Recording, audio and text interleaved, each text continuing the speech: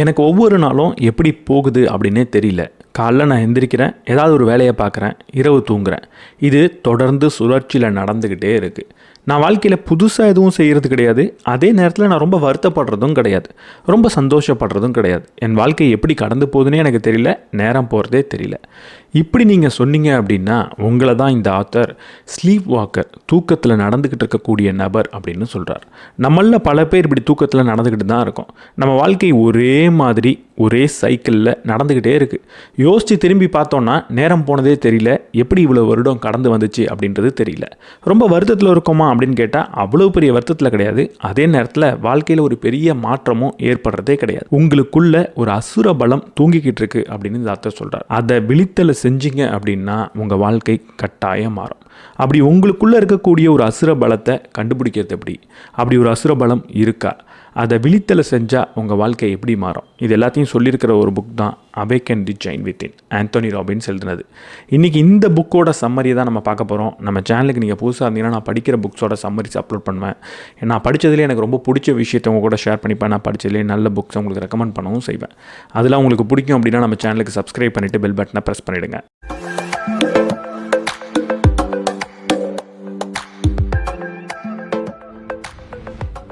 வீடியோக்குள்ளே போகிறதுக்கு முன்னாடி டோனி ராபின்ஸோட அவேக்கன் தி ஜெயின் வித்தின் நம்மளோட திறமையை நம்மளே மென்டல் பிளாக்ஸ் வச்சு எப்படி தடுத்துக்கிறோன்ற ஒரு உண்மையை தெளிவாக சொல்லியிருக்கு.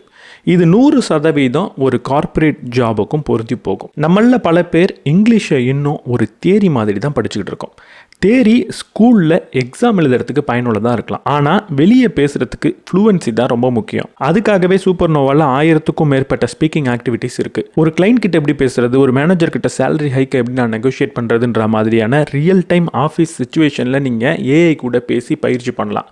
தப்பு பண்ணால் உடனடியாக இன்ஸ்டண்ட்டாக ஏஐ உங்களுக்கு தமிழ்லேயே சொல்லியும் கொடுத்துரும். நம்ம மைண்டில் நம்மளே போட்டுக்கக்கூடிய ஒரு மிகப்பெரிய தடை என்ன தெரியுமா? இங்கிலீஷ்லாம் ரொம்ப கஷ்டம், அதை பயிற்சி பண்ணுறதுலாம் நம்மளால் முடியாது, நேரம் இல்லை, ஏதாவது பேசி மேனேஜ் பண்ணிக்கலாம் அப்படின்னு நினைக்கிறது தான். இந்த மேனேஜ் பண்ணிக்கலான்ற மைண்ட் செட் தான் உங்கள் கரியர் க்ரோத்தை அப்படியே தடுத்து நிறுத்துது. இந்த தடையை உடைச்சி உங்களை ப்ராக்டிக்கலாக பேச வச்சு இங்கிலீஷ் சொல்லித்தரத்துக்கு தான் இருக்குது நம்மளோட sponsor super Nova AI spoken English course. கூடவே கிளாஸ்க்கு போகிறதுக்குலாம் எனக்கு நேரம் இல்லைன்றது ஒரு பெரிய பிரச்சனையாக இருக்குது. சூப்பர் நோவாவில் 24 மணி நேரம் ஏஐ டீச்சர் உங்களுக்கு சப்போர்ட்டுக்கு இருக்கிறதுனால ஒரு ஆஃபீஸ்க்கு கேப்பில் போகிற நேரம் இல்லை நைட்டில் இருக்கக்கூடிய ஃப்ரீ டைமில் ஹெட்செட் போட்டு நீங்கள் பேசி பயிற்சி பண்ணிக்கலாம். அது மட்டும் இல்லாமல் உங்களை அக்கௌண்டபிளாக வச்சுக்கிறதுக்கு கூடவே ஒரு ஹேபிட் மென்டரும் இருக்காங்க. இதுக்கப்புறமும் இங்கிலீஷ் பேசுறது ரொம்ப கஷ்டம்ப்பா, சொல்லித்தரத்துக்குலாம் யாரும் இல்லை அப்படின்னு உங்களால் சாக்கு சொல்லவே முடியாது. இந்த WhatsApp PDF, YouTube videos, free AI டூல்ஸ்னு வெறும் இங்கிலீஷை வேடிக்கை மட்டும் பார்க்காம கீழே டிஸ்கிரிப்ஷனில் கொடுத்துருக்க லிங்கை பயன்படுத்தி சூப்பர் நோவாவில் 75% ஸ்பெஷல் ஆஃபரோட சேருங்க. சரியான முறையில் இங்கிலீஷை பேசி கற்றுக்கோங்க, கரியரில் முன்னேறுங்க. நீங்கள் இப்போ உங்களோட மரணப்படுக்கையில் இருக்கீங்க. உங்களோட வாழ்க்கையை இப்போ திரும்பி பார்க்குறதுக்கான வாய்ப்பு உங்களுக்கு தரப்படுது. உங்களுக்கு முன்னாடி இப்போது 2 வாழ்க்கை இருக்குது. ஒன்று நீங்கள் வாழ்ந்து முடித்த ஒரு வாழ்க்கை, இன்னொன்று இப்படி நான் வாழ்ந்துருக்கலாம் அப்படின்னு நீங்கள் நினைக்கக்கூடிய இன்னொரு வாழ்க்கை. அதாவது சாதாரண ஒரு வாழ்க்கை, இன்னொன்று உங்களால் எப்படிப்பட்ட வாழ்க்கையை வாழ்ந்திருக்க முடியுமோ அந்த வாழ்க்கையை இப்போ நீங்கள் பார்க்குறீங்க. இந்த 2 வாழ்க்கைக்கு நடுவில் இருக்கக்கூடிய இடைவெளியை தான் இவர் அசுரன் அப்படின்னு சொல்கிறார். முக்கியமாக தூங்கிக்கிட்டு இருந்த ஒரு அசுரன் அப்படின்னு சொல்கிறார். அந்த அசுரன் எப்போவுமே தூங்கிக்கிட்டே தான் இருக்கான். ஆனால் அவனை உங்களால் விழித்தலை செய்ய முடியும், அவனை எழுப்ப முடியும். அவனை எழுப்புனீங்கன்னா இப்படி ஒரு வாழ்க்கையை வாழ்ந்திருக்கலாம் அப்படின்னு நீங்கள் பார்த்த வாழ்க்கையை இப்போவே உங்களால் வாழ முடியும். கொஞ்சம் சுற்றி பாருங்கள், உங்களோட வாழ்க்கையும் பாருங்கள். எல்லா மனிதர்களும் இப்படி தூங்கிக்கிட்டு இருக்க அசுரனை உள்ளே வச்சுக்கிட்டு தான் வாழ்க்கையை நடத்திக்கிட்டு இருக்காங்க. ஒரு தூக்கத்தில் நடக்கக்கூடிய நபர்கள் மாதிரி தான் அவங்க நடந்துக்கிட்டு இருக்காங்க. அவங்க வாழ்க்கையை வாழ்கிறதே கிடையாது, அவங்க ஏதோ ஒரு செயலை செஞ்சுக்கிட்டு இருக்காங்க, செயலாற்றிக்கிட்டு மட்டும்தான் அவங்க இருக்காங்க. தினமும் காலையில் எந்திரிக்கிறது, ஒரு வேலைக்கு போகிறது, இரவு வந்து தூங்குறது. இப்படியே ஒரு வாரம் ஓடுது. எப்படா வீக்கெண்ட் வரும், வார இறுதி வரும் அப்படின்னு காத்துக்கிட்டு இருக்காது. வார இறுதி வந்த உடனே ஏதாவது சின்ன என்டர்டெயின்மெண்ட்டை, பொழுதுபோக்கை செஞ்சுக்கிறது. வார இறுதி ஓடி போச்சே அப்படின்னு ஒரு வருத்தத்தோடையே அடுத்த வாரத்தை கடக்கிறது. எப்படா திரும்ப வார இறுதி வரும் அப்படின்னு பார்த்துக்கிட்டே இருக்கிறது. இப்படி வாழ்கிறவங்கள தான் இவர் ஸ்லீப் வாக்கர், தூக்கத்தில் நடக்கக்கூடிய நபர்கள் அப்படின்னு சொல்கிறார். கொஞ்சம் யோசித்து பார்த்தா நம்மளுமே அப்படிப்பட்ட தூக்கத்தில் தான் நடந்துக்கிட்டு இருக்கோமா அப்படின்னு நமக்கு தோணும். இப்படி நம்ம எல்லாரும் தூக்கத்தில் நடக்கிறதுக்கு பல காரணங்களை சொல்லுவோம். என் குடும்பம் இப்படி, எனக்கு இருக்கிற பிரச்சனை அப்படி, என்னோடய சூழல் அப்படி அப்படின்னு ஏதேதோ காரணத்தை சொல்லிக்கிட்டு இருப்போம். ஆனால் இந்த உலகத்தை கொஞ்சம் கவனிச்சிங்கன்னா, இந்த தூக்கத்தை விட்டு வெளியே வந்த எல்லா நபர்களுக்கும் அதே மாதிரி ஒரு குடும்பம், அதே மாதிரி ஒரு காரணம், அதே மாதிரி சூழல் இருந்துக்கிட்டே தான் இருந்திருக்கு. ரொம்ப ஏழ்மையில் பிறந்த ஒரு நபர் மிகப்பெரிய சாதனையாளராக வந்திருக்கார். உடம்புல ஒரு குறை இருக்கக்கூடிய நபர் மிகப்பெரிய சாதனையாளராக வந்திருக்கார். ஒழுங்கான பெற்றோர் அமையாத, குடும்பம் அமையாத நபர்களும் பெரிய சாதனையை பண்ணியிருக்காங்க. அவங்களால முடியுதுன்னா உங்களாலேயும் முடியும். அவங்களால முடியுது, ஆனால் நீங்கள் தூக்கத்தில் நடந்துக்கிட்டு இருக்கீங்கன்னா அதுக்கு ஒரே ஒரு காரணம் தான், நீங்கள் அப்படிப்பட்ட நபராக மாறணும் அப்படின்ற முடிவை எடுக்கலை. நமக்குள்ளே தூங்கிக்கிட்டு இருக்கக்கூடிய இந்த அசுரன் தூக்கத்திலேயே இருக்கிறதுக்கு என்ன காரணம்? நம்ம எல்லாரும் நமக்குள்ளே இப்படிப்பட்ட ஒரு அசுரனை ஏன் தூங்க வச்சுக்கிட்டு இருக்கோம்? அதுக்கு 3 முக்கியமான காரணங்கள் இருக்குது. முதல் காரணம், நம்ம எல்லாரும் சுகத்தை மகிழ்ச்சி அப்படின்னு நம்பிக்கிட்டு இருக்கோம். சுகம் வேற, மகிழ்ச்சி வேற. சுகம் என்றைக்குமே மகிழ்ச்சியாக மாறவே மாறாது. ஒரு சோஃபாவில் உட்காந்துக்கிட்டு எந்நேரமும் நான் டிவி பார்த்துக்கிட்டே இருப்பேன், கையில் ஒரு சிப்ஸ் சாப்பிட்டுக்கிட்டே இருப்பேன் அப்படின்னா அது சுகத்தை தரும். ஆனால் அது மகிழ்ச்சியை தருமா? நான் எந்த ஒரு செயலும் செய்ய மாட்டேன், உடல் பயிற்சி எதுவும் செய்ய மாட்டேன், எனக்கு பிடிச்ச மோசமான உணவை மட்டும்தான் சாப்பிடுவேன் அப்படின்னு சொன்னால் அது சுகத்தை தரும். ஆனால் அது மகிழ்ச்சியை தருமா? ரொம்ப சேஃபாக சம்பளம் வரும் அப்படின்னு தெரிஞ்ச ஒரு வேலையை பண்ணிக்கிட்டே இருப்பேன், என்னோடய கனவை நோக்கி நான் போவே மாட்டேன் அப்படின்னா அது ஒரு சுகத்தை தரும். ஆனால் மகிழ்ச்சியை தருமா? சுகம் அப்படின்றது உங்களோட கம்ஃபர்ட் ஜோனில், சுகமான சூழலுக்குள்ளேயே நீங்கள் இருக்கும்போது மட்டும்தான் உங்களுக்கு கிடைக்கும். மகிழ்ச்சின்றது இந்த சூழலை விட்டு வெளியே வரப்போ மட்டும்தான் கிடைக்கும். உங்களோட கனவை நோக்கி நீங்கள் போகிறப்பையும், உங்களோட ஆரோக்கியத்தை பார்த்துக்கிறப்பையும், உங்களுக்கு எது ரொம்ப முக்கியமோ அதில் வேலை செய்கிறப்ப மட்டும்தான் மகிழ்ச்சின்றது கிடைக்கும். இந்த மகிழ்ச்சி எப்போவுமே ஒரு வலியோடு தான் வரும். இப்படிப்பட்ட செயல்களை செய்யும் போது ஒரு வலின்றது ஏற்படும், ஆனால் அந்த வலியோட முடிவில் தான் மகிழ்ச்சி இருக்குது. சுகம்ன்றது அந்த வலிக்கு முன்னாடி இருக்குது. சுகத்தை தேர்ந்தெடுத்தீங்கன்னா வலியை அவாய்ட் பண்ணலாம், அது கூடவே சேர்த்து நீங்கள் மகிழ்ச்சியையும் அவாய்ட் பண்ணுவீங்க. 2வது, என்னோடய கடந்த காலம் இப்படி இருக்குது, அதனால் என்னோடய எதிர்காலம் இப்படித்தான் இருக்கும் அப்படின்னு நம்ம நம்புறது. நம்மளோட கடந்த கால நிகழ்வு எல்லாமே ஒரு தரவு. அந்த தரவு எதிர்காலத்தில் எப்படி நம்ம வாழ்க்கை மாறுன்றதை சொல்ல போகிறதே கிடையாது. அந்த தரவு, அந்த டேட்டா ஒரே ஒரு விஷயத்தை தான் சொல்லுது, கடந்த காலம் இப்படி இருந்தது அப்படின்றத மட்டும்தான். என் கடந்த காலம் இப்படி இருந்தது அப்படின்ற ஒரு காரணத்துக்காக எதிர்காலம் இப்படி தான் இருக்கணுன்ற அவசியமே கிடையாது. ஏன்னா நம்ம எல்லாரும் உயிரோடு இருக்கோம்னா அங்கே மாற்றம் நடக்கிறதுக்கான வாய்ப்புன்றது இருக்குது.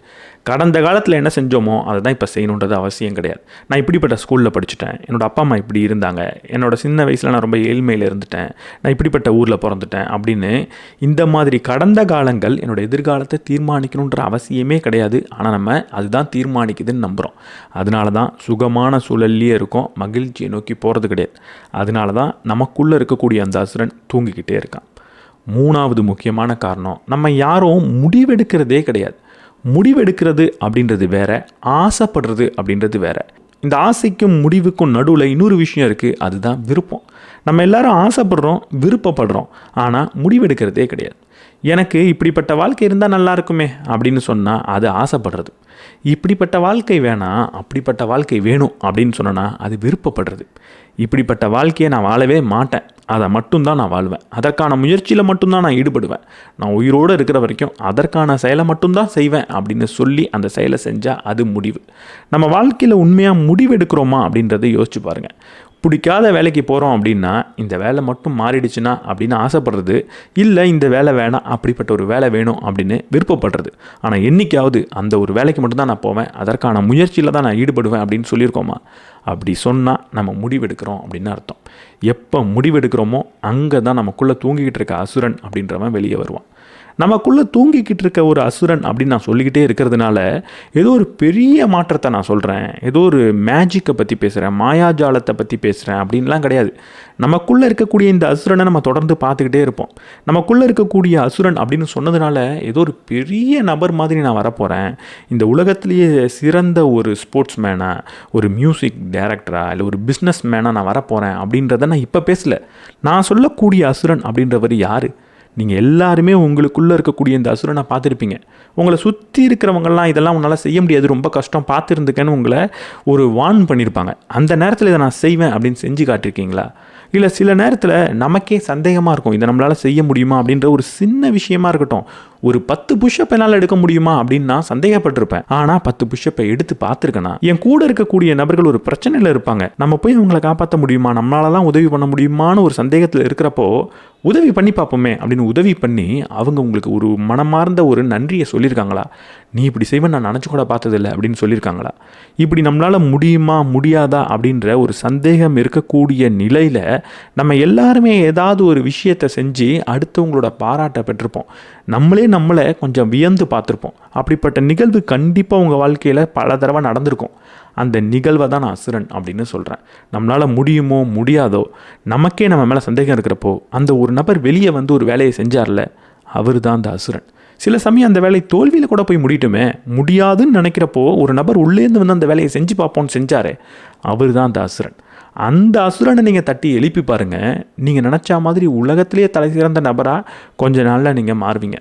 அந்த அசுரனை தட்டி எழுப்புறது எப்படி, அந்த அசுரனை எப்படி நம்ம புரிஞ்சுக்கிறது, அதை அடுத்து பார்ப்போம். உங்கள் வாழ்க்கையவே மாற்றின ஏதாவது ஒரு தருணத்தை பற்றி நல்லா யோசிச்சு பாருங்கள். நீங்கள் தேர்ந்தெடுத்த ஒரு வேலையாக இருக்கலாம், இல்லை நீங்கள் தேர்ந்தெடுத்த ஒரு ரிலேஷன்ஷிப்பாக இருக்கலாம், இல்லை இவங்க கூட என்னால் இதுக்கப்புறம் இருக்க முடியாது அப்படின்னு நீங்கள் விலகி சென்ற ஒரு நபராக இருக்கலாம். உங்கள் வாழ்க்கையில் இதுக்கப்புறம் இதை என்னால் ஏற்றுக்கவே முடியாது அப்படின்னு நீங்கள் உருவாக்கின ஒரு மாற்றமாக இருக்கலாம், இல்லை நீங்கள் வேறு ஒரு நகரத்துக்கு போகணும் அப்படின்னு நகர்ந்து போனதாக இருக்கலாம். இப்படிப்பட்ட பெரிய விஷயங்களை பற்றி யோசிச்சு பாருங்கள். அங்கே ஒரே ஒரு கேள்வியை கேளுங்க, இந்த நிகழ்வெல்லாம் நடத்துனது எது அப்படின்ற கேள்வியை கேளுங்க. இப்படிப்பட்ட பெரிய விஷயத்தை நான் செஞ்சப்போ அங்கே என்ன நடந்தது அப்படின்னு யோசிச்சு பாருங்கள். இந்த மாற்றம் எப்படி உருவானது அப்படின்றத யோசிச்சு பாருங்கள். அது பொறுமையாக திட்டம் தீட்டி ஒரு நாளாக கொஞ்சம் கொஞ்சமாக நடந்ததா, இல்லை திடீர்னு ஒரு நேரம் இதுக்கு மேலே என்னால் இதை முடியாதுங்க, நான் கண்டிப்பாக இதை மாற்ற போகிறேன் அப்படின்னு நீங்கள் எடுத்த ஒரு செயலா இல்லை ஒரு எண்ணமா அப்படின்றத யோசிச்சு பாருங்கள். கிட்டத்தட்ட பெரும்பான்மையான நபருக்கு இது ஒரே ஒரு நிகழ்வுனால, ஒரு நாள் இதுக்கு மேலே முடியாது அப்படின்னு அவங்க தேர்ந்தெடுத்த ஒரு தேர்வுனால தான் அது நடந்திருக்கும். இப்படிப்பட்ட தேர்வுக்கு ஒரு பெயர் இருக்குது. அதோட பேர் என்ன தெரியுமா? அதுதான் முடிவு. அதை தான் நம்ம டெசிஷன் அப்படின்னு சொல்கிறோம். எப்போ இப்படிப்பட்ட ஒரு முடிவை நம்ம எடுக்கிறோமோ, ஒரே ஒரு தருணம் இதுக்கு மேலே இதனால் பொறுத்துக்க முடியாது அப்படின்னு கவனித்து ஒரு முடிவு எடுக்கிறோமோ, அதுதான் வாழ்க்கையை மாற்றும். இப்படிப்பட்ட முடிவுகள் பல எடுக்கும்போது உங்கள் வாழ்க்கை மாறி தான் ஆகணும், அங்கே வேறு வழியே கிடையாது. நான் வாழ்க்கையில் இதை செய்யணும் அதை செய்யணும் அப்படின்லாம் நீங்கள் யோசிக்க தேவையில்ல. நல்ல நல்ல முடிவுகளை நீங்கள் எடுத்துக்கிட்டே இருக்கணும். நீங்கள் யாராக இருந்தீங்க, இப்போ யாராக இருக்கீங்க, எப்படிப்பட்ட நபராக மாற போகிறீங்க, இது எல்லாத்தையும் சொல்லக்கூடிய ஒரே விஷயம் வாழ்க்கையில் எப்படிப்பட்ட முடிவை நீங்கள் எடுத்துக்கிட்டே இருக்கீங்க அப்படின்றது தான். இந்த முடிவுன்றது ரொம்ப ரொம்ப ஒரு அழகான வார்த்தை. ஆங்கிலத்தில் இதை டிசைட் அப்படின்னு சொல்லுவாங்க. இந்த டிசைட் அப்படின்ற வார்த்தை எங்கேருந்து வந்துச்சு அப்படின்னு பார்த்தா, லத்தீன் மொழியில் டிசைடர் அப்படின்னு ஒரு வார்த்தை இருக்குது. அந்த வார்த்தையிலேருந்து தான் டிசைடுன்ற வார்த்தை உருவானது. அப்போ லத்தீன் மொழியில் டிசைடர் அப்படின்னா என்ன அர்த்தம் அப்படின்றத நம்ம புரிஞ்சுக்கணும். அதோட அர்த்தம் கட் ஆஃப், எண்ட் அப்படின்னு அர்த்தம். இதுக்கு மேலே இது வேணாம் அப்படின்னு சொல்கிறது தான் டிசிஷன் அப்படின்னு ஆங்கிலத்தில் உருவானது. அப்போ ஆங்கில மொழியில் டிசைட் அப்படின்ற ஒரு வார்த்தையை எதை வச்சு உருவாக்கியிருக்காங்கன்னா, இதுக்கப்புறம் வேணாம் அப்படின்னு ஒரு விஷயத்தை தூக்கி போடுறதுக்கான வார்த்தையாக தான் டிசைட் அப்படின்றது உருவாயிருக்கு. இதுக்கப்புறம் இது வேணாம், இதை விட்டுருவோம் அப்படின்னு சொல்கிறப்ப தான் இதுக்கப்புறம் என்ன வேணும் அப்படின்னு நம்மளால் சொல்ல முடியுதான். தமிழ் மொழியில் இந்த வார்த்தையை நம்ம எப்படி சொல்வோம்? முடிவு அப்படின்னு சொல்வோம். முடிவுக்கு என்ன அர்த்தம் அப்படின்னு யோசிச்சு பாருங்கள். இதே அர்த்தம்தான். பல்லாயிரம் வருஷமாக நம்ம முடிவுன்னு சொல்லக்கூடிய வார்த்தையோட அர்த்தமே இப்போ என்ன இருக்கோ அது முடிஞ்சிருச்சுப்பா, இதுக்கப்புறம் புதுசு அப்படின்னு சொல்கிறத தான் நம்ம முடிவு அப்படின்னே சொல்கிறோம். அப்போ நான் வாழ்க்கையில் முடிவு எடுத்துட்டேன் அப்படின்னா, இல்லை முடிவு எடுக்க போகிறேன் அப்படின்னா என்ன அர்த்தம்? என்ன வேணும் அப்படின்றத விட இங்கே ரொம்ப ரொம்ப முக்கியமானது என்ன வேணாம். இருக்கிறத நான் விட போகிறேன் அப்படின்னு சொல்கிறது தான் முடிவெடுக்கிறது. அப்போ வாழ்க்கையில் நிறைய நல்ல முடிவுகளை நீங்கள் எடுக்கணும்னா முதல்ல என்ன நல்லா வேணும் அப்படின்லாம் யோசிக்க தேவையில்ல. என்கிட்ட இருக்கிறதுல எதெல்லாம் எனக்கு வேணாம், எதெல்லாம் நான் தூக்கி போட போகிறேன் அப்படின்னு சொல்கிறது தான் முடிவு. இப்போ நான் முதல்ல சொன்னேன்ல, முடிவுக்கும் விருப்பத்துக்கும் இருக்கக்கூடிய வித்தியாசம். இப்போ நம்ம உண்மையாக விருப்பம்தான் படுறோம் அப்படின்றதுக்கு நிறைய எவிடன்ஸை, நிறைய சான்றை உங்களால் சுற்றி பார்க்க முடியும். நான் ஃபிட் ஆகணும் அப்படின்னு சொல்லுவேன், நான் ரொம்ப ஃபிட்டாக இருக்கணும், என்னோடய உடம்பை நான் பார்த்துக்கணும் அப்படின்னு சொல்லுவேன். ஆனால் என்னோடய கபோர்டை திறந்து பார்த்தோன்னா சிப்ஸு, சாக்லேட்டு, கொக்கோகோலா அதுதான் இருந்துக்கிட்டே இருக்கும். அப்போ அது முடிவு கிடையாது, அது விருப்பம். ஏன்னா எது வேணான்றதை நான் சொல்லலை, வேணுன்றதை மட்டும்தான் சொல்லிக்கிட்டு இருக்கேன். நான் வாழ்க்கையில் பணத்தை நிறைய சேமிக்க போகிறேன் அப்படின்னு சொல்லுவேன். ஆனால் பர்ஸ் எடுத்து பார்த்தா 4 கிரெடிட் கார்டு இருக்கும். அப்போ வேணான்றதை சொல்லலை, வேணுன்றதை தான் சொல்கிறேன். அப்போ அது ஒரு விருப்பம் மட்டும்தான். வாழ்க்கையில் என்ன வேணாம், எதை நான் தூக்கி போட போகிறேன் அப்படின்னு சொல்கிறனோ அப்போ தான் முடிவெடுத்திருக்கேன். இதுக்கு மேலே இது என்னால் முடியாது, இதுக்கப்புறம் இதை மட்டும்தான் நான் செய்வேன் அப்படின்னு சொன்னால் அங்கே நான் முடிவெடுத்திருக்கேன்னு அர்த்தம். அந்த முடிவு தான் உங்களுக்குள்ளே தூங்கிக்கிட்டு இருக்கக்கூடிய அந்த அசுரனை விழித்தளவே செய்யும். ஹெர்னன் காட்ஸ் அப்படின்ற ஒரு நபரோட கதையை அவர் சொல்கிறார். மெக்சிகோ மேலே 1519 படையெடுத்து போகணும் அப்படின்னு அவர் போகிறார். அவரோட படையெல்லாம் கூட்டிகிட்டு மெக்சிகோவுக்கு போயிட்டார். இப்போ அவர் வந்த கப்பலெல்லாம் கொளுத்திடுங்க அப்படின்னு அவர் சொன்னாராம். நம்ம வந்து சேர்ந்த எல்லா கப்பலையும் நீங்கள் கொளுத்தணும் அப்படின்னு சொன்னாராம். கொளுத்திட்டு சொன்னாராம், இதுக்கப்புறம் நம்ம திரும்பி போகணுன்னா இங்கே நம்ம ஜெயிச்சே ஆகணும், வேறு வழியே இல்லை, நமக்கு போகிறதுக்கு முன்னாடி மட்டும்தான் பாதை இருக்குது அப்படின்னு சொன்னாராம். நம்ம வந்த கப்பலை எரிக்கும் போது தான் முன்னாடி மட்டும்தான் நம்ம போகணும் அப்படின்ற முடிவை நம்மளால் எடுக்க முடியும். நம்ம ஆனால் என்ன செஞ்சிட்ருக்கோன்னா, வந்த கப்பலை நல்லா மெயின்டெனன்ஸ் பண்ணி அதை கடல் கரையிலேயே கட்டி போட்டு வச்சுருக்கோம். ஏதாவது ஒரு பிரச்சனைனா திரும்ப ஓடிடலாம் அப்படின்னு நம்ம நினச்சிக்கிட்டு இருந்தோம்னா அது முடிவு கிடையாது, அது வாழ்க்கையை மாற்றாது. அப்போ இப்படிப்பட்ட முடிவில் நம்ம எடுக்க வேண்டிய முக்கியமான முடிவுகள் என்ன? முதல்ல எல்லா இடத்துக்கும் பொருந்தி போகிற ஒரு 3 முக்கியமான முடிவை நம்ம எடுக்கணும். முதல் முடிவு, எதில் என்னோட கவனத்தை நான் செலுத்த போகிறேன் அப்படின்றதுல ரொம்ப ரொம்ப கவனமாக ஒரு முடிவு எடுக்கணும். இப்போ வரைக்கும் நான் எதுலெல்லாம் கவனம் செலுத்திக்கிட்டு இருக்கேன், எதெல்லாம் வீணாக போன கவனம் அப்படின்றத பார்த்து அது எல்லாத்தையும் உடனடியாக நிறுத்தணும்.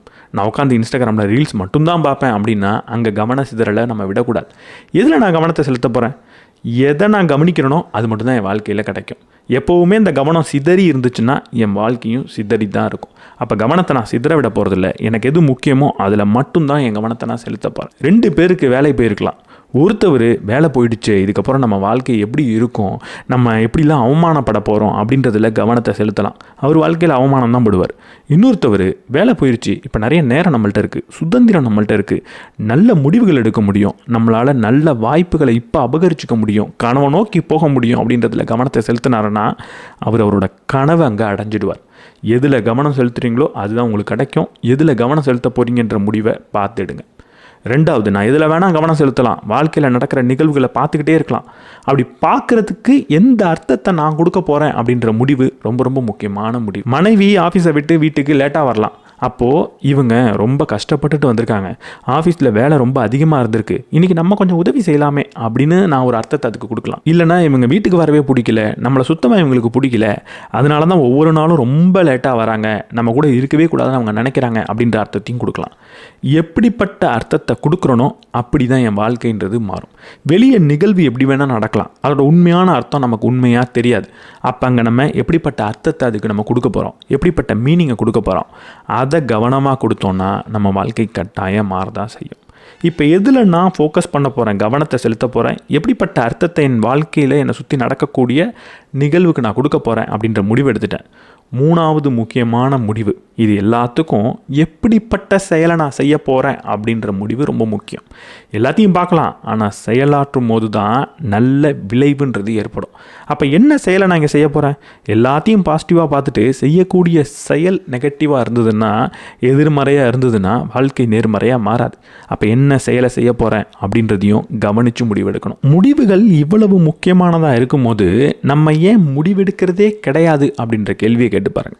அதுக்கு 3 முக்கியமான காரணம் இருக்குது. 1, தவறான முடிவு எடுத்துடுவோமோ அப்படின்ற ஒரு பயம்தான். நான் ஒரு முடிவு எடுத்தேன்னா அது தவறாக போய் முடிஞ்சிருமோ அப்படின்னு நம்ம பயந்துக்கிட்டு இருக்கோம். இங்கே சரியான ஒரு விஷயத்தை நம்ம புரிஞ்சுக்கிறதே கிடையாது.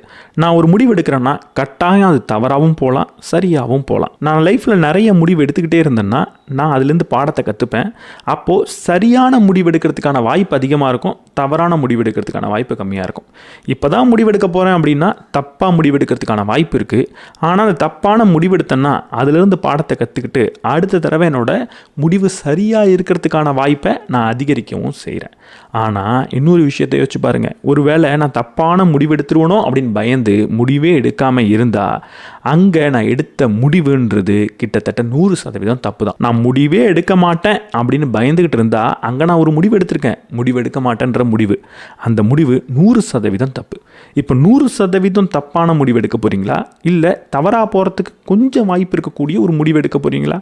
அப்போ வாழ்க்கையில் தவறான முடிவெடுத்துருவோமோன்னு பயந்து முடிவெடுக்காமல் இருக்கக்கூடாது. 2வது, நான் முடிவெடுத்து தவறாக போய் முடிஞ்சால் அது ஏன் தப்பு, முடிவெடுக்காமல் தவறாக போய் முடிஞ்சால் அது ஏன் தப்பு கிடையாது, சூழல்னால அப்படி ஆயிடுச்சு அப்படின்னு நமக்கு நாமளே சொல்லிக்கக்கூடிய ஒரு கட்டுக்கதை. பிடிக்காத ஒரு வேலையில் இருக்கேன், இப்போது வேலையை மாற்றலாம் அப்படின்னு ஒரு முடிவு எடுக்கிறேன். அந்த வேலையை மாற்றலான்னு முடிவெடுத்து புது வேலைக்கு போனோன்னே பழைய வேலையே நல்லா இருந்துச்சு, இது ரொம்ப மோசமாகிடுச்சு அப்படின்னு ஒரு நிலைமை ஏற்பட்டால் நான் எடுத்த முடிவுனால தான் அது மோசமானது அப்படின்னு நம்ம நினச்சிக்கிறோம். ஆனால் சரி, அப்போ முடிவே எடுக்க வேணாம் அப்படின்னு இந்த வேலையிலே இருந்தால் அது நான் எடுத்த முடிவு கிடையாது, எனக்கு அமைஞ்ச வேலை அப்படின்னு நம்ம நினைக்கிறோம். முடிவே எடுக்கலைனாலும் அதுவும் உங்கள் முடிவு தான். முடிவெடுத்து தவறான விஷயம் நடந்தால் அதிலிருந்து பாடத்தை கற்றுப்பீங்க. முடிவே எடுக்காமல் தவறான விஷயத்தில் இருந்தீங்கன்னா வாழ்க்கை முழுக்க தவறான விஷயத்தில் இருப்பீங்க, எந்த பாடமும் கிடைக்காது. மூணாவது முக்கியமான காரணம், நம்ம எல்லாரும் முடிவெடுக்காததுக்கு என்ன தெரியுமா காரணம்? நிறைய அறிவை வளர்த்துக்கிட்டால் மட்டும் போதும் வாழ்க்கை மாறிடும் அப்படின்னு நினைக்கிறது தான். இந்த வீடியோ பார்க்குறீங்க, நான் இந்த வீடியோவில் உங்கள் வாழ்க்கையே மாறும் அப்படின்னு நான் சொல்லுவேன். ஆனால் இந்த வீடியோ மட்டும் உங்கள் வாழ்க்கையே மாற்றாது. உங்கள் வாழ்க்கையை மாற்றுறதுக்கான ஒரு சின்ன அறிவை மட்டும்தான் இந்த வீடியோ கொடுக்கும்.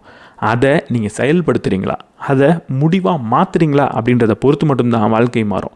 நீங்கள் 1000 புத்தகம் படிக்கலாம், படிச்சுட்டு அதை எதையுமே செயலாக மாற்றாமல், அதை எதையுமே உங்கள் வாழ்க்கையில் ஒரு முடிவாக மாற்றாமல் இருந்தீங்க அப்படின்னா அந்த 1000 புத்தகமும் வெறும் அறிவாக மட்டும்தான் இருக்கும். ஆனால் அறிவு வாழ்க்கையை மாற்றிடும் நம்பிக்கிட்டே இருந்தோம்னா முடிவெடுக்கவே மாட்டோம். முடிவெடுக்கணும் அப்படின்னா இந்த 3 விஷயத்தை மனதில் வச்சுக்கோங்க. முதல்ல, நான் இப்போ யார் அப்படின்றத பார்த்து கவனமாக முடிவெடுங்க. நம்ம எல்லாருமே நான் யாராக மாறணும், யாராக ஆகணும் அப்படின்றதுல கவனமாக இருக்கோம். ஆனால் நான் இப்போ யார்? ஒருவேளை பிடிக்காத வேலையில் இருந்தால் நான் இப்போது பிடிக்காத வேலையை செய்யக்கூடிய நபர் கிடையாது, நான் பிடிச்ச வேலைக்காக கடினமாக உழைக்கக்கூடிய முயற்சி பண்ணக்கூடிய நபர் அப்படின்ற அடையாளத்தை எனக்கு நான் கொடுத்துக்கணும். எனக்கு என்னை பற்றி நான் என்ன அடையாளம் கொடுக்குறேன்றதில் கவனமாக இருங்க. ரெண்டாவது, முடிவெடுக்கிறதுல ரொம்ப முக்கியம், எதை என்னால் ஏற்றுக்கவே முடியாது, சகிச்சிக்கவே முடியாது அப்படின்றத கவனமாக முடிவெடுங்க. ஏன்னா முடிவுனாலே அதுதான். பிடிக்காத வேலையில் இருக்கேன் அப்படின்னா இந்த வேலையை என்னால் சகிச்சிக்கவே முடியாது, இந்த இடத்துல என்னால் இருக்க முடியாது அப்படின்ற முடிவு எடுங்க. எதை உங்களால் ஏற்றுக்கவே முடியாதோ அதை கிளியராக உங்களுக்கு நீங்களே சொல்லுங்கள், அதுதான் முடிவு. மூணாவது, முடிவெடுக்கிறதோட இன்னொரு அங்கம் என்னென்னா, இன்னொரு முக்கியமான அங்கம் என்னென்னா, நான் எதில் கமிட்டடாக இருக்க போகிறேன். இதில் என்னால் இருக்கவே முடியாதுன்னு நான் சொல்லிட்டேன். அப்போ அடுத்து எதை நோக்கி நான் போகிறேன், கமிட்டடாக இருக்க போகிறேன் அப்படின்றதுல கவனமாக இருக்கணும். கமிட்டட் அப்படின்னா என்ன? இதை நான் ட்ரை பண்ணுவேன், முயற்சி பண்ணி பார்ப்பேன், தோத்தா ஓரளவுக்கு திரும்பி வந்துடலாம் அப்படின்றதெல்லாம் கிடையாது. கமிட்டடாக இருக்கிறது அப்படின்னா என்ன நடந்தாலும் இதை மட்டும்தான் நான் செய்வேன், என் வாழ்க்கையில் இதுக்கப்புறம் இதுக்கு மட்டும்தான் இடம் அப்படின்னு சொல்கிறது தான் கமிட்மெண்ட். அப்படிப்பட்ட கமிட்மெண்ட்டை நீங்கள் எடுக்கிறீங்களா?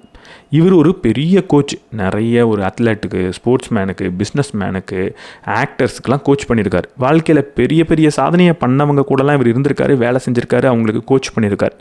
இவர் சொல்லக்கூடிய சின்ன விஷயம், ரொம்ப முக்கியமான விஷயம் என்னென்னா, வாழ்க்கையில் இப்படிப்பட்ட சாதனையை பண்ண எல்லாருக்கிட்டையும் இருக்கக்கூடிய ஒரே பண்பு, அவங்க கமிட்டடாக இருக்காங்க. அதாவது இதை என்னால் ஏற்றுக்கவே முடியாது, இதுக்கப்புறம் நான் மாற போகிறேன் அப்படின்ற ஒரு முடிவெடுத்து எதை நோக்கி அவங்க போகணுன்றதில் கமிட்டடாக இருக்காங்க அப்படின்னு சொல்கிறார். இவரோட வாழ்க்கையுமே அப்படி தான் இருந்தது. ரொம்ப ஏழ்மையில் இருந்தார், ஒரு சின்ன அப்பார்ட்மெண்ட்டில் இருந்தார், சமைச்ச பொருட்களெல்லாம் வாஷ் பண்ணுறதுக்கு கிச்சனில் ஒரு இடம் கூட கிடையாது, சொல்லப்போனால் கிச்சனே கிடையாது, குளிக்கிற பாத் டப்பில் தான் எல்லாத்தையும் கழுவுவேன் அப்படின்னு சொல்லியிருக்காரு. ரொம்ப உடல் எடை அதிகமாக இருந்திருக்காரு, ஹெல்த்தில் கொஞ்சம் கூட ஃபோக்கஸ் இல்லாமல் இருந்திருக்காரு, வாழ்க்கை எதை நோக்கி போகுது அப்படின்னு தெரியாமல் தான் இருந்திருக்காரு. ஆனால் ஒரு நாள் இதுக்கப்புறம் இப்படிப்பட்ட வாழ்க்கையை என்னால் வாழ முடியாதுன்ற முடிவெடுத்ததுக்கப்புறம் தான் மாறி இவ்வளோ பெரிய நபரானார், உலகத்தில் பெரிய பெரிய நபர்களுக்கு கோச் பண்ணுறாரு. இப்போ இந்த புத்தகத்தை பற்றி நான் பேசிக்கிட்டும் இருக்கேன். அப்படிப்பட்ட முடிவுகளை நீங்களும் உங்கள் வாழ்க்கையில் தொடர்ந்து எடுக்கணும். அந்த ஒரே ஒரு முடிவு மட்டும்தான் உங்களுக்குள்ளே இருக்கக்கூடிய அந்த அசுரனை வெளியே கொண்டு வரும். நம்ம எல்லாருமே வாழ்க்கையில் எடுக்கக்கூடிய முடிவு தான் நம்ம வாழ்க்கையை மாற்றுது அப்படின்றத புரிஞ்சு வச்சுக்கிட்டு தான் இருக்கோம். நமக்கு எது சரியான முடிவு, எது தவறான முடிவு அப்படின்றது கூட சில சமயம் தெரிஞ்சிருக்கு. ஆனால் இருந்தாலும் தவறான முடிவுகளை நம்ம ஏன் எடுக்கிறோம்? முடிவு எடுக்கிறது எதை பொறுத்து அமையுது? எந்த ஒரு சக்தி நம்ம எப்படிப்பட்ட முடிவு எடுக்க போகிறோம் அப்படின்றத தீர்மானிக்குது. நம்ம சில சமயம் பயம் அப்படின்னு நினைப்போம், சில சமயம் அன்பு நம்மளை முடிவெடுக்க வைக்குது அப்படின்னு நினைப்போம். ஆனால் அது எல்லாத்த விட சயின்டிஃபிக்காக நம்ம ஒரு முடிவு எடுக்கிறதுக்கு ஒரு முக்கியமான காரணம் இருக்குது. 2 விஷயங்கள் நம்ம எப்படிப்பட்ட முடிவு எடுக்கணும் அப்படின்றத நமக்கு தொடர்ந்து சொல்லிக்கிட்டே இருக்குது.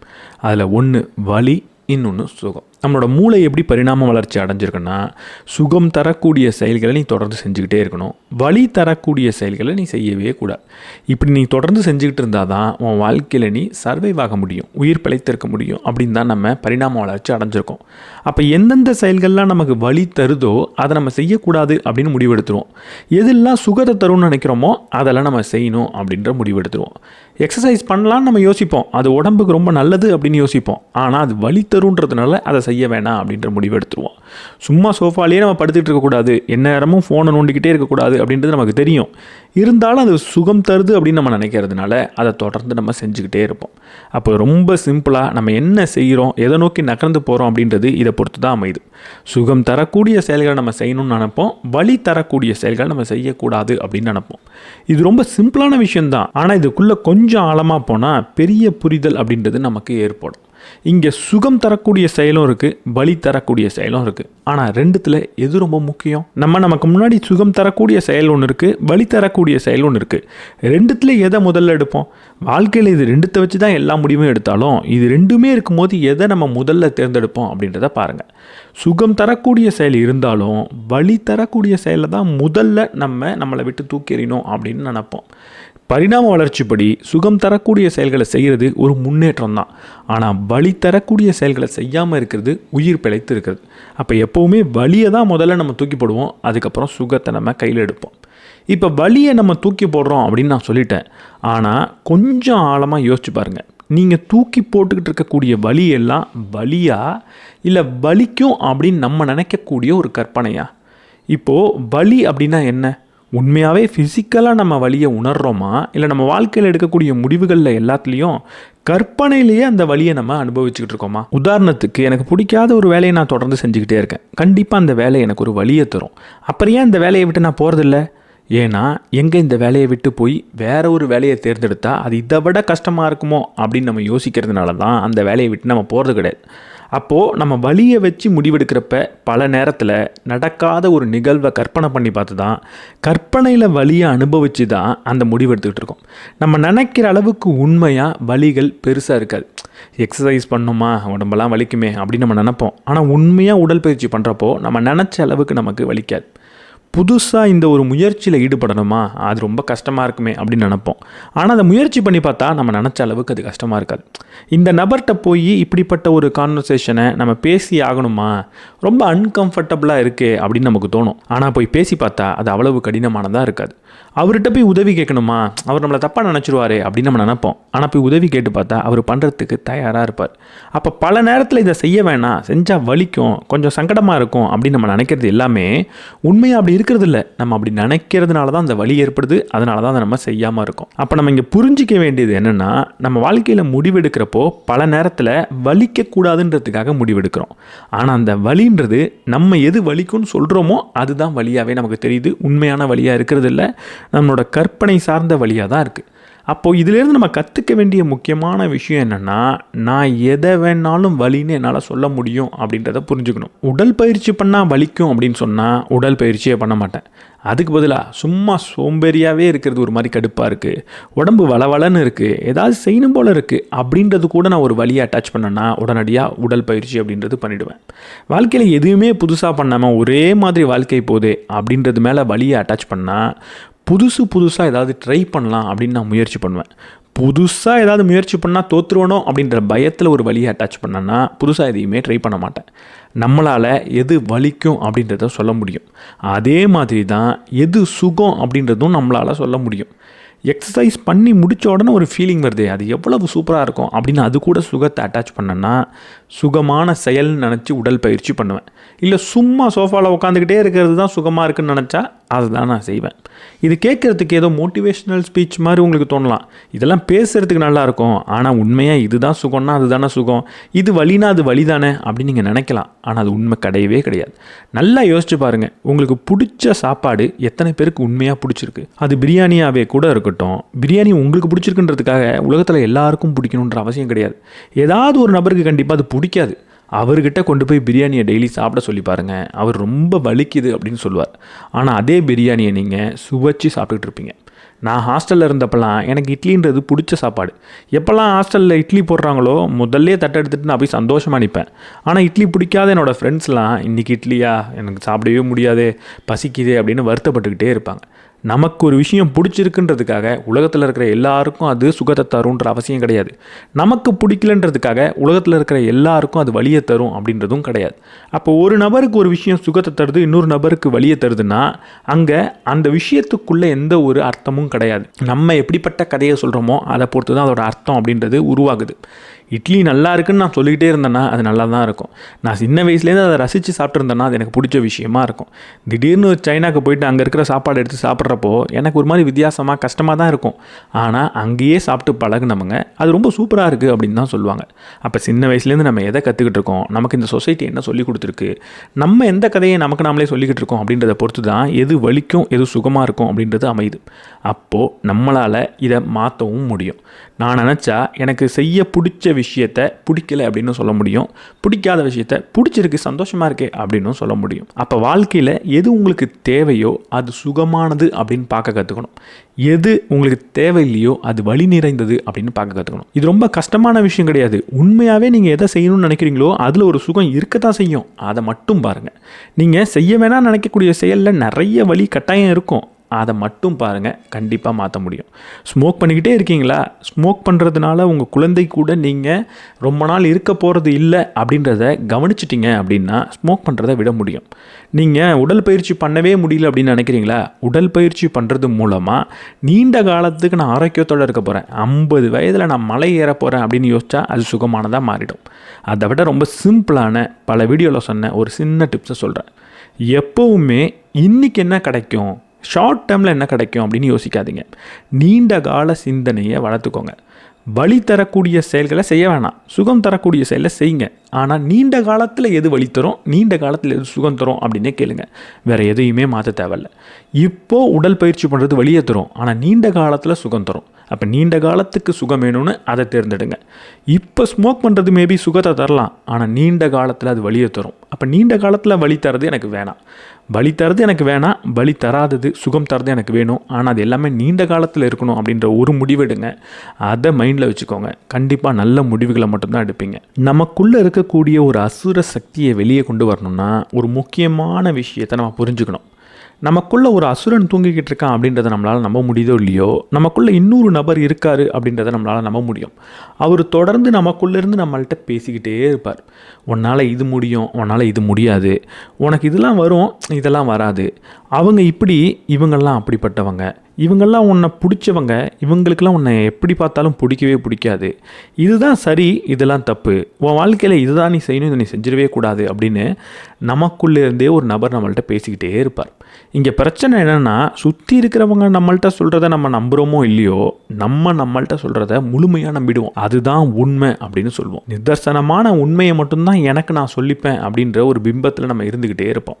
இப்படி நம்ம கூடயே நம்மள்கிட்ட பேசிக்கக்கூடிய ஒரு நபரை தான் நம்ம பிலீஃப் சிஸ்டம் அப்படின்னு சொல்லுவோம். நமக்குள்ளே இருக்கக்கூடிய நம்பிக்கைகள். இந்த நம்பிக்கைகள் உண்மையாக இருக்கணும் அப்படின்ற அவசியமே கிடையாது. இந்த நம்பிக்கைகள் சின்ன வயசுலேருந்து நம்ம பார்த்த விஷயம், நமக்கு நடந்த விஷயம், நம்மளை சுற்றி இருக்கிற நபர்கள், இவங்கெல்லாம் சொல்லி உருவானது தான். இது உண்மையாக இருக்கணுன்ற அவசியமே கிடையாது. சொல்லப்போனால் இது உண்மையே கிடையாது. எப்போ என்னால் ஒரு விதமான நம்பிக்கையை வச்சுக்க முடியுது, இன்னொரு நபரால் வேறு விதமான நம்பிக்கையை வச்சுக்க முடியுது அப்படின்னு இருக்கோ, அப்போது இது உண்மை அப்படின்றது கிடையாது. நம்மளோட பார்வை தான், நம்மளோட தேர்ந்தெடுப்பு தான். பல நம்பிக்கைகள் இந்த உலகத்தில் இருந்தால் அந்த ஒவ்வொரு நம்பிக்கையும் தேர்ந்தெடுப்பு தானே தவிர அது உண்மையாக இருக்க முடியாது. எது உண்மையோ அது ஒன்று மட்டும்தான் இருக்கும். நிறைய இருந்தாலே அது அங்கே தேர்ந்தெடுப்பு அப்படின்றதா மாறிடுது. அப்போ இப்படிப்பட்ட நம்பிக்கையை நான் தேர்ந்தெடுக்கிறப்போ எப்படி தேர்ந்தெடுக்கணும்? அது கட்டாயம் நேர்மறையான நம்பிக்கையாக இருக்கணும். அப்படி இருக்கும்போது மட்டும்தான் நமக்குள்ளே இருக்கக்கூடிய ஒரு அசுர சக்தியை வெளியே கொண்டு வர முடியும். என்கிட்ட இருக்கிற நம்பிக்கை தானே, அது ஏன் நான் ஒரு நேர்மறையாக இருக்கணும், அப்பப்போ அது எதிர்மறையாக இருந்தால் என்ன தப்பு அப்படின்னு நீங்கள் கேட்டிங்கன்னா, பிளேசிபோ எஃபெக்ட் அப்படின்றது உங்களுக்கு கண்டிப்பாக தெரிஞ்சிருக்கும். 2ஆம் உலகப்போர் அப்படின்னு நினைக்கிறேன். அப்போது மருந்துலாம் ரொம்ப குறைஞ்சி போயிடுது. அப்போ அங்கே இருந்த ஒரு டாக்டர் மருந்துக்கு பதிலாக, வலி நிவாரணிக்கு பதிலாக வெறும் சக்கரை தண்ணியை கொடுக்க ஆரம்பிக்கிறாரு எல்லா போர் வீரருக்கும். ரொம்ப வலியில் துடிச்சிக்கிட்டு இருந்த போர் வீரர்கள்லாம் வெறும் சக்கரை தண்ணியை மருந்துன்னு நம்பி குடித்ததுனால உண்மையாகவே வலி குறைஞ்சிருச்சு அப்படின்னு அவங்க ரியாக்ட் பண்ண ஆரம்பித்தாங்களாம். இதை தான் நம்ம பிளேசிபோ எஃபெக்ட்னு சொல்லுவோம். ஒரு மருந்தை உங்களோட நோய்க்காக கொடுக்கும்போது அது வேலை செய்யும் நீங்கள் நம்பி வெறும் சக்கரை தண்ணியை சாப்பிட்டா கூட அது வேலை செய்கிற மாதிரி நீங்கள் உணர்வீங்க. இது ஒரு கற்பனையாக இருக்கும், நம்ம தான் அப்படிப்பட்ட கற்பனையை ஏற்படுத்திக்கிறோம், உண்மையாக வலி குறையலை அப்படின்னு நீங்கள் நினைக்கலாம். ஆனால் அதுக்கப்புறம் நிறைய எக்ஸ்பெரிமெண்ட் நடந்திருக்கு. அது எல்லாம் சொல்கிற ஒரு விஷயம் என்ன தெரியுமா? ஒரு மருந்து வேலை செய்யும் அப்படின்னு நம்பி சாதாரண ஒரு சக்கரை தண்ணியை நான் எடுத்துக்கிட்டா உடனடியே என் உடம்புல என்ன நடக்குது அப்படின்றத செக் பண்ணுறாங்க. என் உடம்புல ரத்தத்தில் இருக்கக்கூடிய ஹார்மோன்லலாம் நிறைய சேஞ்ச் வருது, என் உடம்புல இருக்கக்கூடிய நியூரோ டிரான்ஸ்மிட்டரில் சேஞ்ச் வருது, உண்மையாகவே வலின்றது குறையுது. ஒரு வலி நிவாரணியை நான் எடுத்துக்கிட்டால் என் உடம்புல என்ன மாதிரி மாற்றங்கள் ஏற்படுமோ அதே மாதிரி வலி நிவாரணி நம்பி வெறும் தண்ணியை எடுத்துக்கிட்டால் கூட கிட்டத்தட்ட அதே மாதிரி மாற்றங்கள் ஏற்படுது அப்படின்னு சில எக்ஸ்பிரிமெண்ட்டை பற்றி இவர் சொல்கிறார். அப்போது நான் ஒரு நம்பிக்கையை ஏற்படுத்திக்கிறேன் அப்படின்னா அது வெறும் நம்பிக்கை மட்டும் கிடையாது, வெறும் கற்பனை மட்டும் கிடையாது. ரியல் வேர்ல்டில் என்னோட உடம்புல இந்த உலகத்துக்குள்ளே உண்மையான மாற்றத்தை கொண்டு வரக்கூடிய சக்தி நம்பிக்கைக்கு இருக்குது. இந்த நம்பிக்கை எப்போவுமே உண்மை தான் அப்படின்னு நம்ம நம்பிக்கிட்டு இருப்போம். நம்மள்ட்ட ஒரு நம்பிக்கை இருக்கும், எனக்கு கணக்கு வராது அப்படின்னு நான் நம்பிக்கிட்டு இருப்பேன். அப்படி நம்புறதுனால எப்போவுமே அது உண்மை அப்படின்னு நான் நம்ப ஆரம்பிப்பேன். அதுக்கு 2 முக்கியமான காரணம் இருக்குது. ஒன்று, சைக்காலஜியில் கன்ஃபர்மேஷன் பயாஸ் அப்படின்னு சொல்லுவாங்க. நான் எந்த விஷயத்தை நம்புகிறேனோ அது உண்மை அப்படின்னு நிரூபிக்கக்கூடிய விஷயத்தை மட்டுமே கவனிக்கிறது. அது பொய்ன்னு காட்டக்கூடிய எல்லா விஷயத்தையும் அப்படியே உதாசீனப்படுத்துறது, இக்னோர் பண்ணுறது. இதை கன்ஃபர்மேஷன் பயாஸ்ன்னு நம்ம நிறைய இடத்துல பேசியிருக்கோம். இதை தாண்டி இன்னொரு முக்கியமான விஷயம் இருக்குது. என்னோடய நம்பிக்கைகள் எனக்கு ஒரு விதமான பார்வையை கொடுக்கும். என்னோடய பார்வை நான் எந்த செயலை செய்ய போகிறேன் அப்படின்ற முடிவை என்ன எடுக்க வைக்கும். நான் செய்யக்கூடிய செயல் எனக்கு ஒரு விளைவை கொடுக்கும். இந்த விளைவு அடுத்து என்ன பண்ணுன்னா என்னோடய நம்பிக்கையை உறுதிப்படுத்தும். உதாரணத்துக்கு எனக்கு கணக்கே வராது அப்படின்னு நான் நம்பிக்கிட்டு இருந்தேன்னா கணக்கு புத்தகத்தை எடுக்கிறப்போ இது ரொம்ப கடினம் அப்படின்னு நான் பார்க்க ஆரம்பிப்பேன். அது கடினம் அப்படின்னு நான் பார்த்தேன்னா அதை நான் ஒழுங்காக படிக்க மாட்டேன். எப்போ நான் அதை ஒழுங்காக படிக்கலையோ ஒரு தேர்வில் அதில் நான் கம்மியான மதிப்பெண் எடுப்பேன். இப்போ கம்மியான மதிப்பெண் எடுத்த உடனே நான் என்ன செய்வேன், நான் நம்பினது கரெக்டு தான், எனக்கு கணக்கு வரல பார்த்தியா அப்படின்னு அதை நான் உறுதிப்படுத்திப்பேன். இங்கே கணக்கு எனக்கு வரலன்றது உண்மை கிடையாது, அதை நான் உருவாக்கியிருக்கேன். என் நம்பிக்கை உண்மை தான் அப்படின்னு நிறைய சான்று வெளியே கிடைக்கும். அந்த சான்றுலாம் உண்மை கிடையாது, அதெல்லாம் நான் தான் உருவாக்கியிருக்கேன் அப்படின்றத புரிஞ்சுக்கணும். என்னோடய நம்பிக்கை அவ்வளவு வலிமையானது. அதனால தான் நேர்மறையான நம்பிக்கையை நீங்கள் வச்சுக்கிட்டு இருக்கணும். இதை விட்டுட்டு போயிட்டுனா ரொம்ப கஷ்டம் அப்படின்னு நீங்கள் நினச்சிக்கிட்டே இருந்தீங்கன்னா விட்டுட்டு போக முடியாது. இதை விட்டுட்டு போனால் இதை விட சூப்பராக தான் நான் வருவேன் அப்படின்னு நீங்கள் நம்பினா மட்டும்தான் அதை உங்களால் விட்டுட்டு போக முடியும். அப்போ தான் உங்களால் முடிவெடுக்க முடியும். அப்போ தான் உங்களுக்குள்ளே இருக்கக்கூடிய அசுரனை உங்களால் முழிக்க வைக்கவும் முடியும். மாற்றங்கள் எப்படி நிகழுது? அது வேகமாக நடந்துடுதா, அதாவது ஒரே செகண்டில் நடக்குதா, இல்லை கொஞ்சம் காலம் எடுத்து நிதானமாக பொறுமையாக நடக்குதா? நம்ம இவ்வளவு நாள் என்ன நம்பிக்கிட்டு இருக்கோம் அப்படின்னா ஒரு மாற்றம் நடக்கணும் அப்படின்னாலோ இல்லை ஒரு டிரான்ஸ்ஃபர்மேஷன் நடக்கணும்னா அதுக்கு நீண்ட கால உழைப்புன்றது தேவை. ரொம்ப நாள் முயற்சி பண்ணதுக்கப்புறம் தான் ஒரு டிரான்ஸ்ஃபர்மேஷன் நடக்கும் அப்படின்னு நினச்சிக்கிட்டு இருக்கோம். ஆனால் உண்மையாக மாற்றம் அப்படி தான் நடக்குதா? இப்போ என்னோடய உடல் எடை அதிகமாக இருக்குது அப்படின்னு வச்சுப்போம். என்னோடய பிஎம்ஐ நான் செக் பண்ணுறேன், இப்போ அது அதிகமாக இருக்குது. நான் ஒரு முடிவு எடுக்கிறேன், ஒரு டிரான்ஸ்ஃபர்மேஷன் பண்ணணும், என்னோடய பிஎம்ஐயை நான் ஒரு நார்மல் ரேஞ்சுக்கு கொண்டு வரணும் அப்படின்னு நினைக்கிறேன். இப்போ அதனால் தொடர்ந்து நான் எக்ஸசைஸ் பண்ண போகிறேன், உணவில் கட்டுப்பாடோடு இருக்க போகிறேன், இதெல்லாமே நான் பண்ணிட்டு வரேன். அப்போது பண்ண ஆரம்பித்த உடனே நான் நார்மலுக்கு வந்துட்டேன்னா வரல.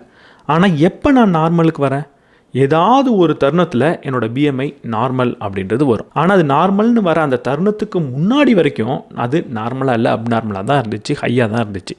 அப்போது இந்த நார்மல்னு வரத்துக்கு முன்னாடி வரைக்கும் அது அப்நார்மலாக இருந்து அந்த ஒரே ஒரு தருணத்தில் திடீர்னு அது நார்மல் வருது அப்படின்னா இந்த மாற்றம் உடனடியாக நிகழ்ந்தது அப்படின்னு நம்ம எடுத்துக்கலாமா, இல்லை பொறுமையாக தான் நிகழ்ந்ததுன்னு எடுத்துக்கலாமா? இல்லை ஒரு பட்டாம்பூச்சி, ஒரு புழு பட்டாம்பூச்சி ஆகக்கூடிய நிகழ்வை எடுத்துக்கோங்க. ஒரு புழு ஒரு கூட்டுக்குள்ளே போகுது, வெளியே வரப்போ பட்டாம்பூச்சியாக வருது. இது கொஞ்சம் நேரம் எடுத்து தான் பட்டாம்பூச்சியாக மாறுது அப்படின்னு நம்ம சொல்லுவோம். ஆனால் உத்து கவனிச்சோன்னா அது கொஞ்ச நாளுக்கு புழுவாக இருக்கும், திடீர்னு ஒரு நாள் அதை நம்ம பட்டாம்பூச்சி அப்படின்னு சொல்லுவோம். அந்த மாற்றத்தை அப்படியே எடுத்து கால வரிசையில் பார்த்துட்டே வந்தால் ஒவ்வொரு நாளும் அது புழுவாக பட்டாம்பூச்சியாக நம்ம சொல்லிக்கிட்டே வந்தால் ஒவ்வொரு நாளும் அது புழுவாகவே இருந்துக்கிட்டு இருக்கும். திடீர்னு ஒரு நாள் இது புழு இல்லையே, இது பட்டாம்பூச்சி மாதிரி இருக்கே அப்படின்னு நம்ம சொல்லுவோம். அப்போ அந்த மாற்றம் அந்த ஒரு தருணத்தில் தான் நிகழ்ந்திருக்கு. அதுக்கு முன்னாடி வரைக்கும் அது மாற்றம் கிடையாது, அதுக்கு தயார்படுத்துதல் அப்படின்ற பெயர் இருக்குது. ஒரு ப்ரிப்பேரிங் ஸ்டேஜில் தான் இருக்குது, அது டிரான்ஸ்ஃபர்மேஷன் ஸ்டேஜ் கிடையாது. அப்போ மாற்றம் உடனடியாக நடக்க முடியும் அப்படின்றத நம்ம புரிஞ்சுக்கணும். நம்ம இது உண்மையோ பொய்யோ நம்பினோன்னா நம்ம வாழ்க்கையிலையும் மாற்றம் உடனடியாக நடக்கும். இல்லை சின்ன வயசில் என்னை ஒரு நாய் கடிச்சிருச்சுன்னு வச்சுக்கோங்களேன், அதுக்கப்புறம் நாயை பார்த்தாலே எனக்கு பயம் அப்படின்றது வந்துடும். அதுக்கு முன்னாடி வரைக்கும் நாய் கூட நான் விளையாடிக்கிட்டு இருப்பேன். ஆனால் ஒரே ஒரு நிகழ்வு ஜஸ்ட் ஒரு 5-6 செகண்ட் தான் நடந்திருக்கும். ஒரு நாய் வந்து என்னை கடிச்சிருக்கும், அதுக்கப்புறம் நாயினாலே பயம் அப்படின்னு நான் சொல்வேன். அப்போ அந்த மாற்றம் உடனடியாக தானே நிகழ்ந்திருக்காங்க. அங்கே நேரம் எடுத்து பொறுமையாக எனக்கு நாய் பிடிச்சிருக்கு, இதுக்கப்புறம் பிடிக்கலன்னு நான் சொல்லணும் அப்படின்னு பயிற்சி பண்ணிக்கிட்டே இருந்தேன்னா இல்லையே, ஒரே ஒரு நிகழ்வு என் மூளையில் இருக்கக்கூடிய நியூரல் கண்டிஷனையே மாற்றிடுச்சு. அது வரைக்கும் எனக்கு பிடிச்ச ஒரு விஷயம் இப்போ பயம் தரக்கூடிய விஷயமா மாறிடுச்சு. அதுக்கு ஒரே ஒரு நிகழ்வு தான் நடந்தது. அது ரொம்ப நேரம் எடுத்துக்கல. அப்போ உண்மையாகவே நம்ம மூளையில் ஒரு விஷயம் உடனடியாக மாறுறதுக்கான வாய்ப்பு இருக்குது, டிரான்ஸ்ஃபர்மேஷன் நடக்கிறதுக்கான வாய்ப்பு இருக்குது. இந்த டிரான்ஸ்ஃபர்மேஷனை உடனடியாக நம்ம லைஃப்பில் நம்ம கொண்டு வரணும். அப்படிப்பட்ட டிரான்ஸ்ஃபர்மேஷனை எப்படி உடனடியாக லைஃப்பில் கொண்டு வரது? ஒரு 5 விஷயத்தை நம்ம கரெக்டாக பண்ணோன்னா நம்ம லைஃப்பில் உடனடியாக மாற்றங்கள் நிகழும். முதல்ல என்னோடய உடல் மொழி, என்னோடய பாடி லாங்குவேஜ் எப்படி இருக்குது? அந்த பாடி லாங்குவேஜை உடனடியாக நான் மாற்றினேன்னா என் மூளை என்ன வேறு ஒரு நபராக தான் பார்க்கும். ரெண்டாவது, நான் பேசக்கூடிய வார்த்தைகள் எப்படி இருக்குது? அந்த வார்த்தையை நேர்மறையாக மாற்றினேன்னா ஏற்கனவே மாற்றம் நிகழ்ந்துடுச்சு போல் அப்படின்னு தான் மூளை நம்பும். மூணாவது, என்னோட கவனம். என்னோடய கவனத்தை உடனடியாக வேறு ஒரு இடத்துக்கு மாற்றினேன்னா என் மூளையும் அந்த விஷயத்தை மட்டும்தான் பார்க்கும், பழைய விஷயத்தை பார்க்குறத நிறுத்திடும். நாலாவது, என்னோட நம்பிக்கை. நான் உடனடியாக என்னோடய நம்பிக்கையை, இதை நான் நம்பலை, நான் இப்படிப்பட்டவன் தான் அப்படின்னு நம்ப ஆரம்பிச்சிட்டேன்னா, அதாவது எனக்கு கணக்கு வராது அப்படின்னு நம்பிக்கிட்டு இருந்தேன்னா உடனடியாக கணக்கு பயிற்சி பண்ணால் வரும் அப்படின்னு நம்ப ஆரம்பிச்சிட்டேன்னா என்னோடய மூளை உடனடியாக டிரான்ஸ்ஃபர்மேஷனை கொண்டு வர ஆரம்பிச்சிடும். அடுத்து, மதிப்பீடு. எதுக்கு நான் அதிக மதிப்பீடு கொடுக்குறேன் அப்படின்றத உடனடியாக மாற்றிட்டேன்னா என்னோடய மூளையும் உடனடியாக மாற்றம் நிகழ்ந்தா மாதிரி தான் நம்பும். இவ்வளவு நாள் சோம்பேறித்தனத்தோடு இருக்கிறதுக்கு அதிக மதிப்பீடை கொடுத்துட்டு இருந்துட்டு திடீர்னு இதுக்கப்புறம் நான் உடல் பயிற்சிக்கு தான் அதிக மதிப்பீடை கொடுப்பேன், அதை தான் நான் வேல்யூ பண்ணுவேன் அப்படின்னு முடிவெடுத்துட்டேன்னா உடனடியாக மூளையும் அதை தான் சரி அப்படின்னு பார்க்க ஆரம்பிக்கும். அப்போது மாற்றம் அப்படின்றது வெளியில் வரக்கூடிய ரிசல்ட்டில் தான் பொறுமையாக வருமே தவிர மூளையில் உடனடியாக தான் நடக்கும். உடல் எடையை குறைக்கணுன்னா கொஞ்சம் நேரம் ஆக தான் செய்யும். ஆனால் நான் யார் அப்படின்றது ஒரே தருணத்தில் மாறிடும். நான் உடல் எடையை குறைக்கிறதுக்கு முயற்சி பண்ணக்கூடிய நபர், கடினமாக உழைக்கக்கூடிய நபர் அப்படின்ற மாற்றம் உடனடியாக நடக்கும். அதை நீங்கள் மாற்றணுன்னா இந்த 5 விஷயத்தை நேர்மறையாக மாற்றணும். உங்களோட உடல் மொழி, நீங்கள் எதை நம்புறீங்க, எதை நீங்கள் வேல்யூ பண்ணுறீங்க, என்ன பேசுகிறீங்க, எதில் கவனத்தை செலுத்துறீங்க, இந்த 5 விஷயத்தை எதை அடையணுமோ அது சார்ந்து மாற்றி பாருங்கள். அதற்காக உங்களுக்குள்ளே இருக்கக்கூடிய அசுரன் முழிச்சு வந்து வேலை செய்ய ஆரம்பிப்பான். இப்போ இது வரைக்கும் நம்ம என்ன கற்றுக்கிட்டு இருக்கோம் அப்படின்றத குயிக்காக சம்மரைஸ் பண்ணிடுறேன். நம்ம வாழ்க்கையில் எடுக்கக்கூடிய எல்லா முடிவும், எல்லா செயலும் ஒரே ஒரு விஷயத்தை பொறுத்து தான் அமையுது. நம்ம மூளையில் இருக்கக்கூடிய நியூரல் கண்டிஷன் மூலமாக தான். சின்ன வயசுலேருந்து நம்ம எப்படி வளர்ந்துருக்கோம், எந்த நிகழ்வை பார்த்துருக்கோம், நமக்கு என்னெல்லாம் சொல்லி கொடுத்துருக்காங்க, இதை பொறுத்து நம்ம மூளையில் நியூரல் கண்டிஷன் ஒரு விதமாக அமையுது. நம்ம பிறக்கும் போது ஒரு வெத்து காகிதம் மாதிரி தான் நம்ம பிறந்தோம். அதில் சுற்றி இருக்கக்கூடிய நிகழ்வு, நம்ம வாழ்க்கையில் பார்த்த அனுபவம், நம்மளை சுற்றி இருக்கிறவங்க பேசுகிற வார்த்தை, நம்ம பேசுகிற வார்த்தை, இதெல்லாம் சேர்ந்து ஒரு கதையை எழுதிட்டு அந்த கதையை நம்ம நம்பிக்கையாக மாற்றிக்கிட்டோம். அந்த நம்பிக்கையை ஆழப்படுத்திக்கிட்டே போகிறோம். அதனால நம்ம இப்போ செய்யக்கூடிய செயலும் எடுக்கக்கூடிய முடிவும் ஒரு விதமாக இருக்குது. அது சரியான வகையில் நம்மளோட குறிக்கோளை நோக்கி அழைச்சிட்டு போகிற வகையில் இருந்தால் பிரச்சனை கிடையாது. ஆனால் பெரும்பான்மையான நேரத்தில் நம்மளோட குறிக்கோள் வேறு விதமாக இருக்குது, நம்ம மூளையில் இருக்கக்கூடிய கதைகள் வேறு விதமாக இருக்குது. இந்த கதையை நம்மளால் மாற்ற முடியும். அதற்கான செயலை நம்ம கண்டிப்பாக செய்ய முடியும். அதை மாற்றுறதுக்கு நம்ம என்ன செய்யணும்? முதல்ல முடிவெடுக்க கற்றுக்கணும். முடிவெடுக்கும் போது தப்பாக தான் எடுப்போம். ஆனால் தப்பான முடிவெடுக்கிறது மூலமாக தான் சரியான முடிவெடுக்கிறது எப்படின்றத கற்றுப்போம். ரெண்டாவது, நம்மளோட நம்பிக்கையை நம்ம மாற்ற கற்றுக்கணும். நம்பிக்கையை உடனடியாக நம்மளால் மாற்ற முடியும் அப்படின்றதையும் புரிஞ்சுக்கணும். அடுத்து, எதை நம்ம வலின்னு சொல்கிறோம், எதை நம்ம சுகம்னு சொல்கிறோம், இதை நம்மளால் மாற்றிக்க முடியும். எது எனக்கு வேணுமோ அதை சுகமாக பார்க்க கற்றுக்கணும். எது எனக்கு வேணாமோ அதை நான் வலி நிறைந்ததாக பார்க்க கற்றுக்கணும். எல்லா விஷயத்துலேயும் சுகமும் வலியும் இருக்கும். எது வேணுமோ அதை மட்டும் பார்க்குறது எப்படி அப்படின்றத கற்றுக்கணும். நம்ம பேசுகிற வார்த்தை, நம்மளோட கவனம், நம்மளோட நம்பிக்கை, நம்ம எதை மதிப்பான விஷயமாக பார்க்குறோம், இது எல்லாத்தையும் நேர்மறையாக வச்சுக்கணும். இப்படி வச்சுருக்கும் போது உங்கள் மூளையில் இருக்கிற கதை கொஞ்சம் கொஞ்சமாக மாற்றி அமைக்கப்படும். அது மாற்றி அமைஞ்சிருச்சு அப்படின்னா உங்களுக்குள்ளே தூங்கிக்கிட்டு இருக்கக்கூடிய அசுரனை நீங்கள் வெளியே கொண்டு வந்துட்டீங்க. அவர் உங்களோட வாழ்க்கையில் எந்த இடத்துக்கு நீங்கள் போகணுன்னு நினைக்கிறீங்களோ அங்கே உங்களை கூட்டிகிட்டு போவார். அடுத்து நம்ம கற்றுக்க போகிற முக்கியமான ஒரு விஷயம் இருக்குது. ஒரு 7 டே ப்ராக்டிஸ் அப்படின்னு இவர் சொல்கிறார். ஒரு 7 நாளுக்கு இவர் சொல்லக்கூடிய செயலை நீங்கள் செய்யணும். இந்த 7 நாள்ன்றது திரும்ப திரும்ப சுழற்சியில் வந்துக்கிட்டே இருக்கும். முதல் நாள் நீங்கள் என்ன பண்ண போகிறீங்க? இன்றைக்கி என் வாழ்க்கையில் நடக்கக்கூடிய எந்த ஒரு நிகழ்வும் என்னை எமோஷ்னலி பாதிக்கக்கூடாது அப்படின்ற ஒரே ஒரு முயற்சியில் நீங்கள் ஈடுபட போகிறீங்க. காலைல எந்திரிக்கிறீங்க, எந்திரிச்ச உடனே ஒரு அரை மணி நேரம் உட்காந்து இந்த ஒரு விஷயத்தை மட்டும் உங்களுக்கு நீங்களே சொல்லிக்கிறீங்க. இன்றைக்கி வாழ்க்கையில் நிகழ்வு எப்படி வேணால் நடக்கட்டும், ஆனால் என்னோடய எமோஷன், என்னோடய உணர்வை நான் மட்டும்தான் தேர்ந்தெடுக்க போகிறேன். தேவையில்லாத எதிர்மறையான உணர்வுகளை நான் கொண்டு வர போகிறதே கிடையாது அப்படின்ற ஒரு முடிவெடுங்க. அந்த ஒரே ஒரு விஷயத்தை முதல் நாள் ஃபுல்லாக செய்யுங்க. ரெண்டாவது நாள் உங்களோட உடம்பை நீங்கள் பார்த்துக்க போகிறீங்க. இந்த முழு நாளில் தேவையில்லாத உணவு எதையும் நீங்கள் சாப்பிட போகிறதில்ல. நேரத்துக்கு தூங்கி நேரத்துக்கு எந்திரிக்க போகிறீங்க. போதுமான அளவு நீங்கள் தண்ணி குடிக்க போகிறீங்க. போதுமான உடல் பயிற்சியாக பண்ண போகிறீங்க. அந்த ஒரே ஒரு நாள் மட்டும் உங்களோட உடம்பை எப்படி பார்த்துக்கணும்னு நீங்கள் நினைக்கிறீங்களோ அப்படி பார்த்துக்க போகிறீங்க. 3வது நாள் உங்களோட ஃபைனான்ஷியல் ஹெல்த்தை பார்த்துக்க போகிறீங்க. இன்றைக்கி தேவையில்லாத செலவை நான் பண்ண போகிறதில்ல. இன்றைக்கி கொஞ்சமான அமௌண்ட்டை நான் எடுத்து சேவ் பண்ண போகிறேன். இல்லை இன்றைக்கி பண ரீதியான திட்டங்களை நான் தீட்ட போகிறேன். எவ்வளவு சேமிக்கணும், எதில் நான் சேமிக்கணும், எதில் முதலீடு பண்ணணுன்றதெல்லாம் படிக்க போகிறேன்.